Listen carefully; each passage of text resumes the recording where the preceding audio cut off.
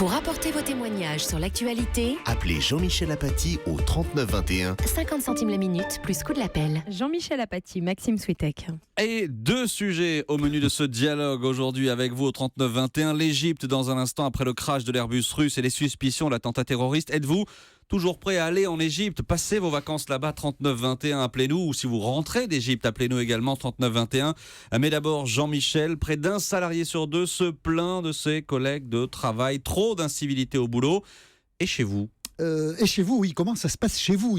Maxime, ne me demandez pas comment ça se passait chez moi, mais c'est chez vous, comment ça se passe. Donc nous allons écouter vos témoignages avec Jean-Claude Delgen, fondateur et directeur du cabinet Technologia. Donc vous avez une expertise sur cette vie en entreprise qui peut parfois être compliquée. Et nous allons écouter Monsieur Delgen, si vous en êtes d'accord. Jack, bonjour Jack.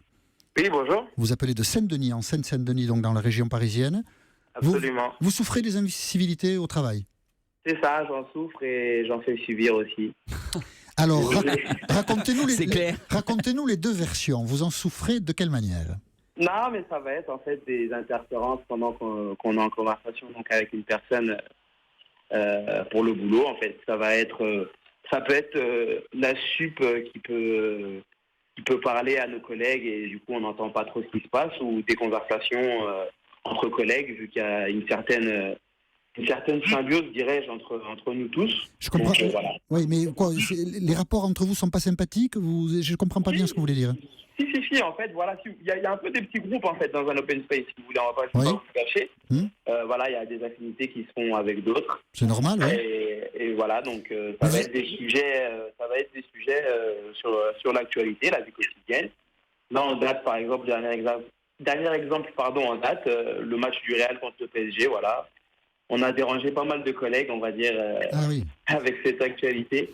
C'est-à-dire, vous parliez un peu fort, on parle fort, sans gêne, et voilà. On s'occupe pas de ceux qui sont au téléphone, pour rien vous cacher. Mais vos collègues vous disent, tu peux pas parler un peu moins fort? Si, ça arrive, oui. Ouais, d'accord. Ouais. Bon, ça c'est des incivilités, Jean-Claude Delgen, qui sont assez courantes, je dirais, pas très oui, mais pesantes. En fait, la question du bruit dans les open space est un vrai sujet. Pourquoi? Parce que en fait, les salariés sont tendus vers la réalisation de leur travail. Ils veulent faire un travail, je dirais, de qualité, parce qu'ils ils veulent bien faire parce qu'ils sont jugés aussi là-dessus. Oui, et donc, il faut se concentrer. Je ne sais pas si vous avez déjà travaillé sur un open space, mais quand vous avez des allées et venues, quand les gens qui parlent et vous écoutez les conversations, vous êtes distrait. C'est très compliqué de se concentrer pour faire un travail de qualité. Et donc, 1 heure, ça va. Quand vous êtes toute une journée, une semaine, des mois, etc. Donc, qu'est-ce qui se passe? Il se passe que les gens se referment, mettent leur casque, essayent de s'isoler. Et c'est compliqué, c'est vrai que c'est vraiment compliqué et c'est contre-productif d'ailleurs, puisque on voit qu'il y a la flambée de l'absentéisme, on voit qu'il y a un recul de la qualité et on voit en fin de compte qu'il n'y a plus de collaboration suffisante entre les uns et les autres. Mais vous parlez des casques. C'est quand même une image assez étonnante. On en a ici à la rédaction d'Europe 1 qui est organisée en open space et des casques anti-bruit ont été distribués. Ouais. C'est quand même, il y a un petit côté surréaliste dans cette affaire-là. Le côté surréaliste, il est qu'en fait, il faut permettre à l'individu de quelque part, de maîtriser en fait son travail. Et lorsque vous êtes perturbé en permanence, c'est compliqué de le faire. Mais quand je dis surréaliste, c'est parce qu'au départ, l'open space, c'est pour qu'il y ait plus d'échanges, etc. Et là, en fait, on se rend compte. C'est l'inverse. Que ça peut créer aussi des tensions et des problèmes. C'est l'inverse. On revient d'ailleurs, on a du retard en France. Les États-Unis ont fait, je dirais, l'expérience des open space. Oui. Et aujourd'hui, ils reviennent. Ils en sont revenus. Ils en reviennent. Et nous sommes en train, on a un décalage classique, on est en train de l'appliquer. Vous voyez ? Et en fait, on s'aperçoit que c'est générateur de risques professionnels, de risques pour la santé, et les gens n'y arrivent pas. Jack, vous préféreriez travailler dans un bureau fermé? Non. Non, je vous cache pas que l'ambiance est quand même assez... c'est sympa. Ça dépend ce qu'il fait. Mais effectivement, ça dépend aussi des caractères, en fait. Il y a des gens plus renfermés que d'autres, et voilà, qui ne veulent vraiment pas travailler avec le moindre bruit. Jean-Claude Delgen. Effectivement, oui, on en abuse un peu. Oui, j'ai compris que les perturbateurs, c'est plutôt vous que vos copains. Oui, j'ai compris. Oui.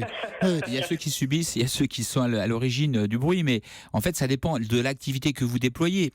Si vous êtes par exemple dans un centre qui répond à des appels, etc., c'est différent que si vous êtes dans une activité où vous devez réfléchir et vous concentrer. Vous voyez, c'est quand même, ça dépend de l'activité que vous déployez en fait. Le bruit est dépendant et plus ou moins supportable en fonction du niveau de concentration exigé. Bon, Jack, merci de nous avoir fait part de votre témoignage, mais soyez quand même un peu plus sage à l'avenir. Parlez peut-être un peu moins fort, hein, d'accord ? Exactement. D'accord.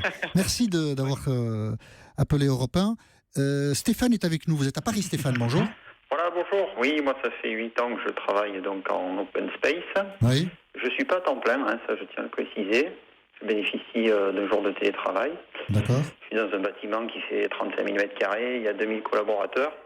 Donc sur le papier, on a 18 m², je dirais, par collaborateur, mais en fait, les contraintes de sécurité font que on est à peu près sur 6 m². 6 m², Ouais, moi, pas beaucoup. mon expérience, ce qui est bien, quand vous passez sur le quartier des affaires à Londres, Canary Wharf, les gens, ils ont à peine de largeur d'écran en position individuelle, donc nous, ce qu'on a, c'est très bien. D'accord. Bon, il y a eu une phase d'adaptation, je confirme, la découverte de l'open space, et même si on est en groupe, en fait, il y a une forme d'isolement, on se replie un peu sur soi-même pour maintenir ce silence. Ça, c'est vrai que c'est la grosse contrainte de l'open space, c'est ne pas faire de bruit. Donc l'environnement, c'est un environnement feutré, on entend les cliquetis des touches du clavier. Voilà. Les incivilités, après, c'est les gens, je dirais, sur des imprévus, un coup de fil relatif à la vie privée, ou je dirais, ils parlent un petit peu plus fort. Mhm. Alors, il y a ceux qui, je dirais, pensent à s'isoler de l'open space et arrivent à le gérer assez facilement. Et puis, c'est vrai, comme le disait l'interlocuteur précédent, il y a des personnalités, je dirais, on parle un petit peu plus fort, et ils ont du mal, effectivement, à maintenir et à conserver ce silence. D'accord. Donc, nous, les méthodes qu'on a, je dirais, les conseils, si on essaie discrètement de s'approcher d'un collaborateur, ou même moi, ça m'est arrivé, on m'a dit, si tu peux éventuellement t'isoler pour traiter ce type de problème. Et puis, dernier recours, effectivement, la hiérarchie aussi, je pense, se doit d'intervenir. Bien sûr. Voilà. Oui. Nous, de notre côté, on a la chance d'avoir un big boss qui, c'est pas un collaborateur comme chez vous, qui est Nicolas Cantelou, mais c'est quelqu'un qui a travaillé sur... je dirais, l'amélioration de nos conditions de travail. Nicolas Cantelou n'est pas notre patron. Hein. Non, Oui, c'est pas notre patron, et puis je crois que nos conditions de travail, c'est pas son souci non plus. Voilà, il a une aura qui fait que c'est le big boss et la grande locomotive d'Europe. Bon, vous avez envie que Cantelou soit le big boss d'Europe 1. Bon, très bien. Voilà.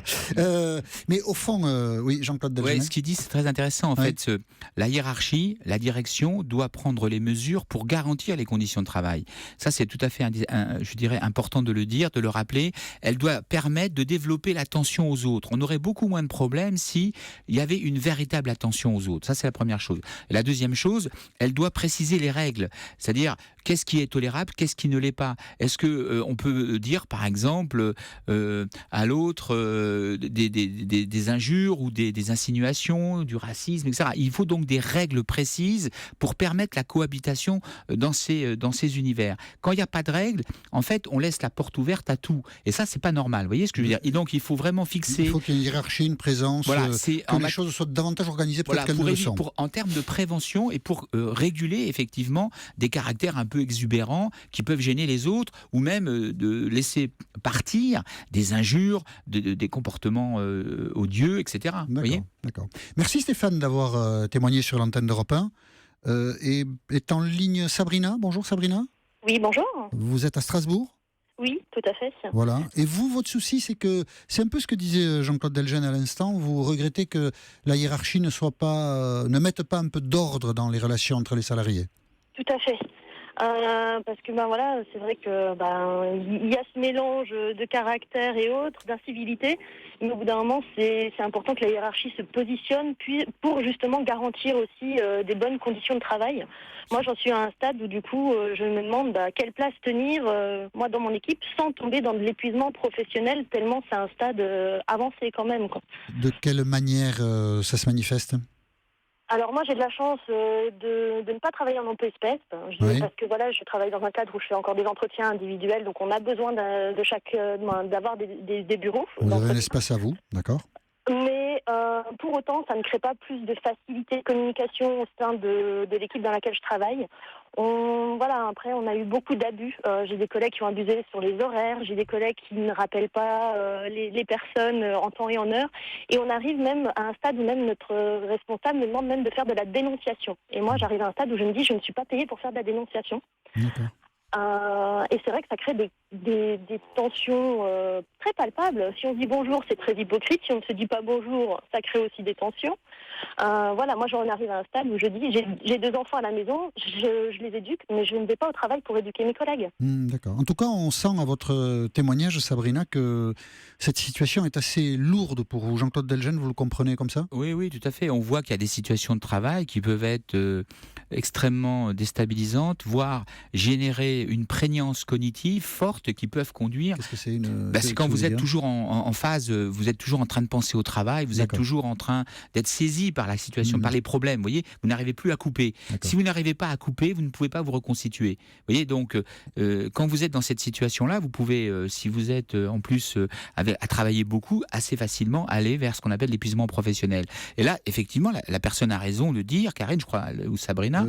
Sabrina a raison de dire qu'il faut remettre un peu d'ordre, il faut des règles précises, il faut pouvoir à la fois, je dirais, réprimer, sanctionner d'un côté, et puis féliciter de l'autre, et renforcer les bons comportements. Parce que sinon, ça devient souvent, je dirais, avec des dérives un peu intrusives pour les individus. Et c'est pas aux salariés de régler ça. Vous ressentez, Sabrina, une forme de fatigue, enfin cet inconfort-là, vous le vivez mal ? Moi, je suis passée par une période d'épuisement professionnel avec des arrêts de travail suite aux conditions de travail. Oui. Ça peut vous donner envie de changer de travail ? Oui. Ça peut vous donner envie de changer de travail, de trouver un autre employeur ? Oui. Oui, vous savez que sur la question des conditions de travail, c'est ce qui est le plus apprécié par les salariés, et de loin, au-delà de la question même de la rémunération. Le fait il y a le travail que l'on fait et il y a avec qui on le fait. C'est très important. Et donc, je dirais par exemple ici, vous avez une bonne ambiance entre vous. Si vous étiez avec des inimitiés, ça serait difficile de faire ce travail. On s'aime bien. Mais oui, mais c'est important. Je confirme. Vous passez la majeure partie de votre temps soit à dormir, soit à être au travail. Si au travail, vous êtes en tension, en agressivité avec tout le monde, c'est compliqué à vivre. Vous voyez ce que je veux dire ? Et donc, il est essentiel d'avoir cette qualité relationnelle pour faire un bon boulot.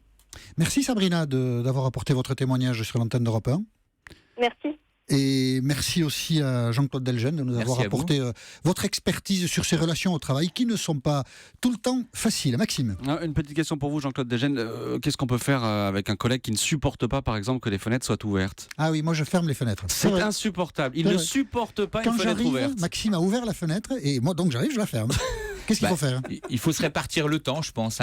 Il faut faire preuve de tolérance et d'esprit de consensus et sans.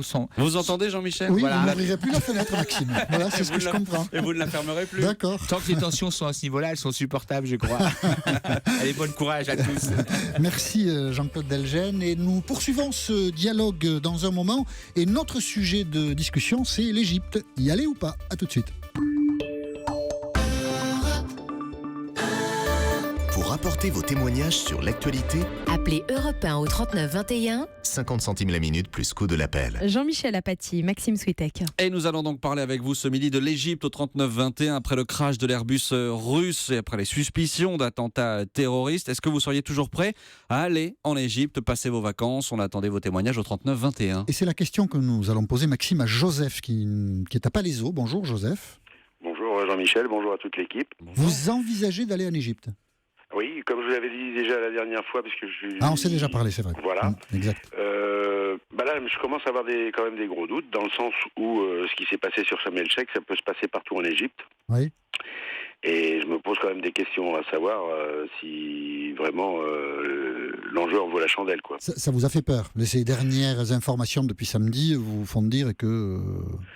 Quand même, oui, parce qu'en fait, on y va pour le plaisir et puis pour visiter, et en fait, on va s'exposer peut-être à une fin tragique. Donc, je me pose des questions. Vous partez avec le Club Med, c'est ça ? Je pars avec le Club Med. On est en relation avec Boris, qui est une personne charmante et très compétente, qui normalement nous laisseront pas partir s'il y avait un souci quelconque. Mais qui aurait pu dire à ces voyageurs russes qu'ils allaient avoir un problème avant ? Oui, bien sûr, il y a des choses qu'on ne peut pas anticiper. Voilà, exactement. Pour l'instant, le Club Méditerranée ne vous dit rien de particulier. Vous n'avez pas de... Non, on n'a pas de retour du club, apparemment, il n'y a rien pour eux. Et vous atterrissez à Sharm el-Sheikh, non? Non, pas du tout. Non. D'accord. Moi, je vais faire une croisière sur le Nil. Ah d'accord. Mais je me pose la Nil. question en sachant que ce qui se passe Ouais, bien sûr. sur Sharm el-Sheikh peut se passer au Caire ou n'importe où. Hein. Bien sûr, bien sûr. Alors vous voyez là, pour l'instant, on ne sait pas exactement ce qui s'est passé. L'hypothèse d'une bombe demeure une hypothèse, même si elle est hautement probable, comme disent les autorités britanniques. Et là, un urgent de l'AFP est parvenu tout à l'heure, il y a quelques minutes. David Cameron va appeler Vladimir Poutine pour expliquer ses craintes d'une bombe, Oui. et entre parenthèses officielles, parce que la partie russe, pour l'instant, on voit bien, les Égyptiens encore plus résistent un peu à l'idée que ça puisse être une bombe. Ils aimeraient bien que l'accident soit explicable autrement, mais pour l'instant, on manque un peu d'éléments de compréhension pour savoir ce qui s'est passé. Donc tout ça est quand même très angoissant. Vous avez jusqu'à quand pour vous décider, Joseph? Ah bah, normalement, je pense que ça va être un mois avant de partir, mais là, on devait partir pour les fêtes de fin d'année. Oui, donc dans un mois et demi à peu près. Voilà, Oui. oui, il reste plus beaucoup de temps. D'ici 15 jours, il faut que vous ayez pris une décision. Normalement, oui. D'accord. Mais moi, en fait, je comprends la position égyptienne et ce qui est normal parce que c'est dommageable pour eux. Ah oui, bien sûr, le dégât parce est considérable pour oui, eux, bien sûr. parce qu'en fait, c'est pour juste une poignée de dingues, on va dire, que tout ça se passe. Et c'est quand même dommage. Mais Bien par sûr. contre, moi, j'ai quand même un sentiment, c'est que c'est quand même pas à nous de faire le ménage chez eux, c'est à eux de faire le ménage chez eux. Et je pense que tous les pays musulmans devraient se réunir et se grouper justement pour en finir avec ça, parce que ça fait énormément de tort à leur religion et à tout leur pays, et au tourisme de tout leur pays et à leurs économies. Vous savez, l'Égypte, alors l'expression que vous avez employée, je ne la reprendrai pas à mon compte, mais l'Égypte a une politique très dure, très radicale. On peut même se demander si elle est acceptable dans certains de ses aspects Oui. vis-à-vis des islamistes qui sont sur son territoire. D'accord. Les emprisonnements autoritaires et sans que la justice ait quoi que ce soit à dire, ou quand elle le dit d'ailleurs, elle le dit dans des conditions qui peuvent offusquer bien des amateurs du droit. L'Égypte en tout cas est très très sévère avec les islamistes et on peut noter que ça n'est pas, hélas, toujours efficace. En tout cas, merci Joseph d'avoir apporté C'est moi qui vous remercie. votre témoignage sur l'antenne d'Europe 1. Maxime? Oui, un mot pour dire que cette question des relations touristiques avec l'Égypte, elle se pose évidemment en Angleterre. On l'a vu, les vols sont suspendus. En France, on attend les décisions. En Belgique, par exemple, on me signale à l'instant sur Twitter un sondage, je suis allé vérifier, sondage de la Libre Belgique sur son site internet qui pose la question aux internautes. Faut-il suspendre tous les vols vers l'Égypte? Tous les vols vers l'Égypte. Oui. Réponse, Caire, voilà, exactement. Il y a un peu plus d'un millier de votants. Réponse oui à 45%, non à 40%. Donc les gens, on peut en tirer... On sent cette crainte. on sent la cette crainte qui quand monte, même, bien sûr, vis-à-vis évidemment de l'Égypte. qui s'installe. Bonjour Nicolas. Bonjour, Vous êtes à Chatou, dans les Yvelines, c'est ça. et vous revenez d'Égypte, c'est ça? Ouais, j'y vais 2 fois par an parce que j'ai de la famille sur place D'accord. qui passe sa retraite depuis 7 ans et j'y vais à peu près 2 fois par an à Sharm el-Sheikh. Mais vous faites, déjà, excusez-moi Nicolas, en avion vous faites Paris-Le-Caire ou Paris-Sharm el-Sheikh? En fait, c'est ce que j'allais dire, c'est Oui. que déjà, pour la France, il n'y a pas de ligne directe pour Sharm el-Sheikh. Il y a C'est 3 options, c'est c'est Milan par EasyJet, Oui. c'est Istanbul par Turkish et après c'est Paris-Le-Caire, Sharm el-Sheikh par Egyptair. Et enfin moi j'en reviens à peine là et j'ai pris la par Istanbul et tout ce qui est bagages etc c'est fouillé fatalement, donc 2 fois c'est fouillé à Istanbul et c'est fouillé à Sharm el-Sheikh et au retour pareil dès que j'ai décollé de Sharm el-Sheikh, j'ai décollé le 30 octobre donc c'était juste avant l'accident. Oui. Et mes bagages ont absolument tous été fouillés à l'aéroport de Sharm el-Sheikh au décollage. Donc c'est un témoignage important. Ce que vous dites, c'est que quand vous êtes usager de l'aéroport de Sharm el-Sheikh, vous considérez que les mesures de sécurité sont identiques à celles que l'on observe dans les autres aéroports. Ouais, absolument. Là, ça fait 3 ans de suite que j'y vais. Et il y a eu un gros changement entre 2012 et 2015. Maintenant, à l'aéroport de Sharm el-Sheikh, il y a police et armée. Et là, au décollage, ils ont scanné nos bagages, vous savez, avec les scanners sur les tapis roulants. Oui. Mais bon, c'est pas du matériel à l'américaine, vachement sophistiqué. Donc, à la sortie du tapis roulant, ils demandent d'ouvrir les bagages. Ils ont ouvert les miens, etc. Donc Et, la il y a sécurité paraît importante, mais c'est ce qui rajoute à l'angoisse, c'est que on émet l'hypothèse, encore une fois, on ne sait pas tout, on émet l'hypothèse que peut-être l'État islamique ou une autre organisation terroriste a infiltré peut-être le personnel de l'aéroport et que le bagage qui par hypothèse aurait contenu une bombe a peut-être été déposé dans l'avion sans passer par évidemment les canaux de surveillance que vous avez rencontrés, Nicolas. Ça, je veux bien le comprendre, mais c'est aussi valable partout, pas qu'en Égypte. Il y a eu des affaires à Roissy avec des bagagistes qui ouvraient les valises, etc., avec des flics qui passaient de la drogue dans les avions. Donc, mais pas des affaires de terrorisme dans les autres aéroports, non, pour l'instant. Mais ça peut arriver, bien sûr. Mais en ce qui concerne les passagers, les voyageurs et les bagages, oui, moi, à mon sens, tous mes bagages ont été ouverts, ceux de mes parents aussi. Donc, et puis encore une fois, après, Sharm el-Sheikh, c'est une petite ville. Il n'y a que 3 routes pour y accéder. Toutes les routes sont gardées par l'armée, par la police. Il y a 25 checkpoints si on fait 100 km. Enfin, d'accord. C'est vraiment, depuis l'arrivée d'Al-Sisi, il y a vraiment eu un changement de ce côté-là, en fait. Et vous avez de la famille donc à Sharm el-Sheikh, ouais. Nicolas. Comment vivent-ils cet attentat, j'imagine, a un peu plombé le climat aussi chez eux. C'est un peu triste parce que déjà, faut dire, il y a quasiment aucun Français à Sharm el-Sheikh. Hein. Les seuls qui y vont, c'est pour la plongée. Les Français, ils vont plutôt à Hurghada. Mais les rares qui y vont, c'est que pour la plongée. Tous les autres visiteurs à Sharm el-Sheikh, c'est surtout des Russes, des Ukrainiens et des Britanniques. Mais eux, ils le vivent. C'est triste parce que là, le tourisme commence à revenir. Là, quand j'y étais, il y avait énormément de Britanniques, surtout pour la plongée. C'était quasiment que des Britanniques. Et c'est triste pour le tourisme parce qu'ils vivent que de ça. Dans la région de Sharm el-Sheikh, ils ne vivent que du tourisme. Bien sûr, bien sûr. Bon. Merci Nicolas de nous avoir transmis votre témoignage sur l'antenne d'Europe 1, donc un utilisateur de l'aéroport de Sharm el-Sheikh. Dans cette actualité, ça nous était utile et donc merci encore une fois d'avoir participé à cette émission, Nicolas, et je vous souhaite une bonne journée. Et merci à tous d'avoir apporté votre contribution à ces témoignages sur l'actualité. Nous recommençons demain, 39-21, à partir de 13h10. La suite d'Europe Unie dans un instant. Du monde va débouler dans ce studio pour vous parler de musique, de télé, de vente aux enchères, de voyage. J'espère que tout ça vous donne envie. À tout de suite.